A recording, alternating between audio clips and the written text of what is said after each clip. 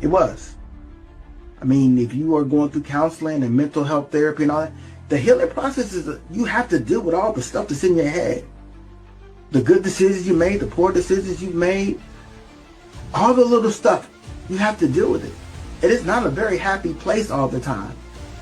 But if you don't deal with it, you don't heal, right? And then if you don't heal, then you can't rehab. And the funny thing about healing and rehab, it's the doctor tells you everything is fine with you. But the rehab shows you where you're at. And even the recovery process shows where you're at. I remember even when it came to football, right? It took me a month of practice for me to mentally get myself in a situation where I wasn't pampering the injury that had been healed. The doctor said it was healed.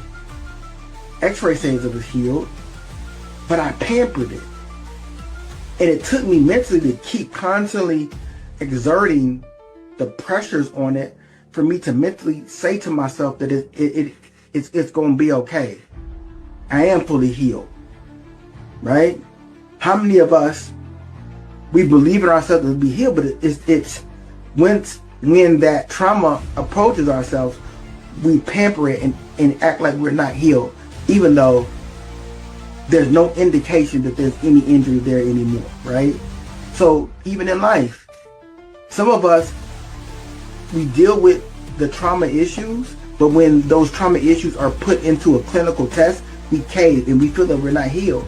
No, the issue is that we have to work through those elements in our minds and our hearts and our emotions so that we can deal with those things a little bit better. So I want to say that my goal is not to motivate you, but to give you some tools in which you can understand how to move